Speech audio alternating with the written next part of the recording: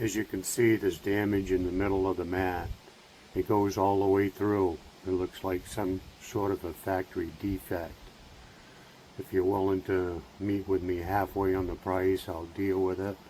If not, we can just reorder another one. Thank you.